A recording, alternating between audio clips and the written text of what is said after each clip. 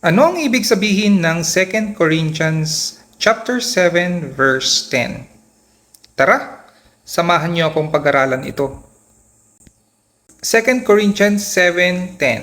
For godly sorrow produces repentance, leading to salvation, not to be regretted, but the sorrow of the world produces death. Bago ang lahat, dapat malaman muna natin kung sino ang kausap dito ni Apostle Paul. Sabi ng 1 Corinthians 1:2, To the church of God which is at Corinth, to those who are sanctified in Christ Jesus, called to be saints, with all who in every place call on the name of Jesus Christ our Lord, both theirs and ours. Sanctified na daw, separated na daw yung mga taong yun at saints sila. Sa 1 Corinthians 6:11 naman, sabi, And such were some of you, but you were washed, but you were sanctified, but you were justified in the name of the Lord Jesus and by the Spirit of our God. So washed na daw sila, diba? Sanctified sila at justified. Justified meaning they are declared righteous already. So paano sila na-save? In the name of the Lord Jesus and by the Spirit of our God. Nung nag-trust sila kay Lord Jesus Christ, doon nanahan yung Holy Spirit sa kanila. Sa 1 Corinthians 6:19 naman, basahin natin. Or do you not know that your body is the temple of the Holy Spirit who is in you, whom you have from God and you're not your own? Yung Holy Spirit ay nasa kanila na. So ang tanong, gaano katagal mananahan yung Holy Spirit sa kanila? Sa John 14:16, sinabi dito kung gaano katagal. And I will pray the Father, and He will give you another helper, which is yung Holy Spirit, that He may abide with you forever. So forever mananahan ang Holy Spirit sa mga believers. Sinabi rin ito sa Ephesians 1:13-14. In Him you also trusted after you heard the word of truth, the gospel of your salvation, in whom also having believed, you were sealed with the Holy Spirit of promise. Nung nag-believe ka at nag-trust ka sa gospel or good news of your salvation, naselyohan ka ng Holy Spirit right there and then. At sabi sa verse 14, Who is the guarantee of your inheritance until the redemption of the purchased possession to the praise of His glory? Garantiya yung Holy Spirit sa atin na para matanggap natin yung inheritance. Sabi niya ganon. Until hanggang makuha natin yung glorified body na kanyang prinamis. Malalaman natin itong glorified body na promise niya dito rin sa 2 Corinthians chapter 5. Basahin natin. For we know that if our earthly house, this tent, is destroyed, we have a building from God, a house not made with hands, eternal in the heavens. For in this we groan, earnestly desiring to be clothed with our habitation which is from heaven. Sabi niya, we know, alam natin, na kung mamamatay itong katawan na meron tayo ngayon, meron tayong katawan na hindi mamamatay. Eternal, sabi niya ganon, na nasa heaven. So sa verse 5 and 8 sabi, Now, He who has prepared us for this very thing is God, who also has given us the Spirit as a guarantee. Diba? Since nung nanampalataya ka at the moment na yun, naselyohan ka ng Holy Spirit at guarantee yun. At prepare tayo para matanggap yung glorified body na yon in the future. Kaya sabi sa verse 8, We are confident, yes, well pleased rather, to be absent from the body and to be present with the Lord. So confident sila na kung mamatay sila, ay diretso sila kay Lord. Sarap, di ba? Thank you, Lord, for your promise. And you never lie, Lord. Thank you for that security we have in you. Kung isasum up natin, yung audience ni Paul dito sa 2 Corinthians ay believers of Christ in Corinth, who were carnal or immature believers. Kasi kung babasahin mo yung 1 Corinthians, ang daming problema ng mga Corinthians na believers. So, kinokorek ni Paul yung pagkakamali nila, pero saved na sila. They have the Holy Spirit indwelling in them. At nabasa natin na forever yung Holy Spirit na sa kanila, selyado. They have eternal life and are guaranteed to have glorified bodies in the future. Nakita natin yan sa mga binasa natin.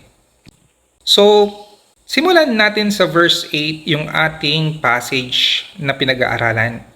For even if I made you sorry with my letter, I do not regret it, though I did regret it.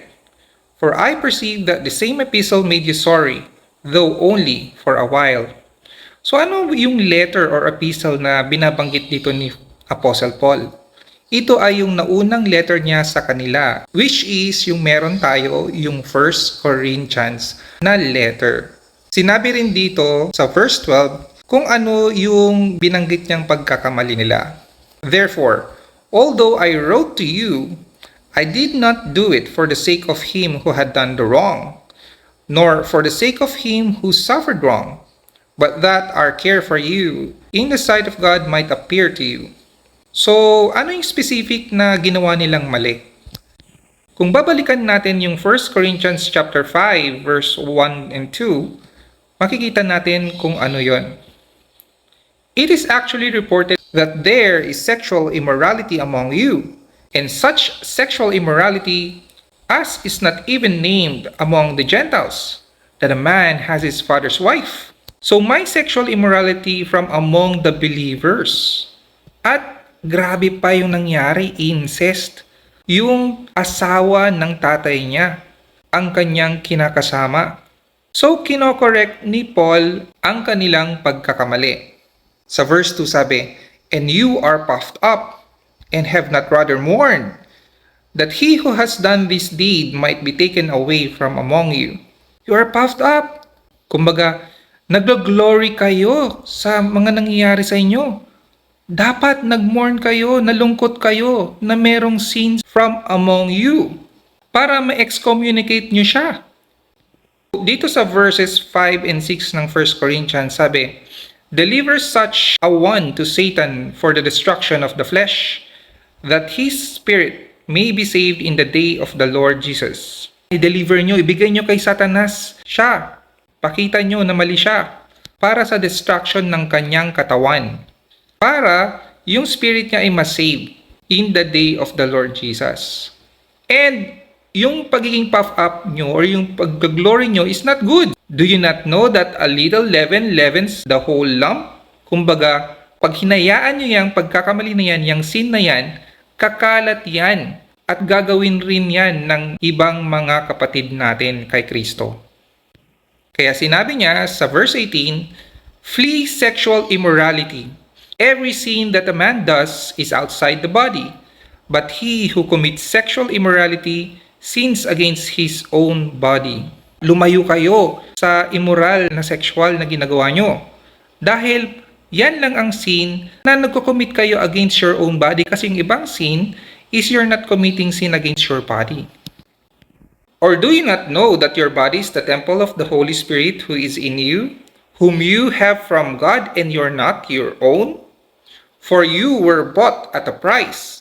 Therefore, glorify God in your body and in your spirit, which are God's. Pinapaalala niya lang, nagdadwell na yung Holy Spirit sa inyo. Yung katawan nyo ay temple ng Holy Spirit. At hindi nyo pagmamay-ari ang sarili nyo. Sabi niya ganun, kasi nabayaran na kayo ng dugo ni Lord Jesus Christ. Kaya i-glorify nyo siya sa inyong buong katawan at sa inyong buong spirit. Dahil sa Kanya to. Ngayon, alam na natin kung ano yung kanilang problema na pinag-uusapan. So, continue natin dito sa verse 9. Now I rejoice, not that you were made sorry, but that your sorrow led to repentance. For you were made sorry in a godly manner, that you might suffer loss from us in nothing. Nag-sorry sila, kumbaga alam nila yung pagkakamali nila. Kaya nag-repent sila. Ang ibig sabihin ng repent lang ay change of mind. Nagbago yung isip nila. sa kanilang pagkakamali at iginawa nga nila yung sinabi ni Paul. Naalala nila na yung glorying nila is not good. Na kung i-continue nila ito is mag-spread itong sin na ito sa buong church nila. Buti na lang, nagrepent din yung nagkamali. Kumbaga tinanggal mo na siya sa church and nagrepent siya. So sinabi ni Paul sa 2 Corinthians chapter 2 na this punishment which was inflicted by the majority is sufficient for such a man, so that on the contrary, you ought rather to forgive and comfort him, lest perhaps such a one be swallowed up with too much sorrow. Therefore, I urge you to reaffirm your love to him. Kumbaga nalungkot yung may sexual immorality. So, nagbago yung isip niya. Kaya gusto niya nang pumasok ulit sa church. Kaya sinabi ni Paul na, ayan, nagrepent na siya. Ngayon, i-comfort niyo siya at i-reaffirm niyo yung love niya sa kanya. For you were made sorry in a godly manner, that you might suffer loss from us in nothing. Nagbago yung isip nila at ginawa nila yung sinabi ni Paul. Kaya sinabi niya na hindi kayo magsasuffer ng loss from us. So ano yung malulus nila dapat kung sakaling hindi sila sumunod? Ito ay loss of rewards. Bakit ko nasabi yon? Sa 1 Corinthians 3:14-15, if anyone's work which he has built on it endures, he will receive a reward. If anyone's work is burned, he will suffer loss, but he himself will be saved, yet so as through fire. Diba, na-establish na natin na ang mga believers kay Christ Jesus are saved na. Okay, selyado na ng Holy Spirit and hinihintay nila yung pagbalik ni Lord na bigyan sila ng glorified body. So, yung malulus naman nila ngayon is kung hindi nag-endure yung work nila para kay God as a Christian. Kung nag-endure, magkakaroon ka ng reward. Pero pag nasunog ito, magsasuffer ka ng loss. Sabi dito, but he himself will be saved. So kahit na mag-lose ka ng reward, save ka pa din. So continuing sa verse 10, for godly sorrow produces repentance leading to salvation, not to be regretted, but the sorrow of the world produces death. Note lang natin na hindi lahat ng salvation na word or saved na word sa Bible, ang ibig sabihin nito ay deliverance kaagad from hell. We have to always take the context of the passage to know what it means. Meron tayong 3 tenses of salvation. Yung past tense, present tense, and future tense. Sa past tense, ito yung separation from the penalty of sin. So yan, yung masisave ka from hell. Tinatawag rin itong justification. Now that you're saved, you're delivered from hell.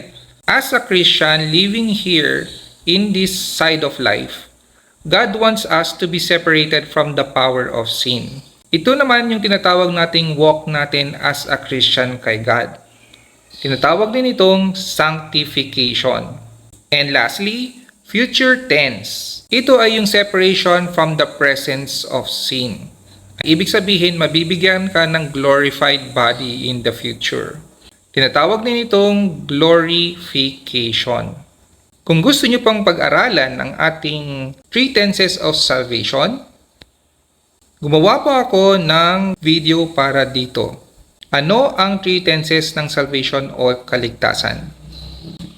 So sa case na to, ang tense na pinag-uusapan natin ay yung present tense of salvation, yung walk natin kay Christ. The sorrow of the world produces death. So ang death na tinatawag dito naman ay hindi siya eternal death or yung hell, kundi yung physical death or punishment. Makikita natin dito sa 1 Corinthians 3:17, yung sinasabi niya, if anyone defiles the temple of God, God will destroy him, for the temple of God is holy, which temple you are. Yung mga verses nito before is sinabi niya na i-burn niya lahat ng works natin, whether mag-produce ka ng reward or not. Kaya sabi niya, Ngayon, kung talang i-defile nyo yung body na meron kayo ngayon, which is the temple of God, God will destroy him. Ibig sabihin, sisirain niya yung temple na yon, which is yung body, even up to death.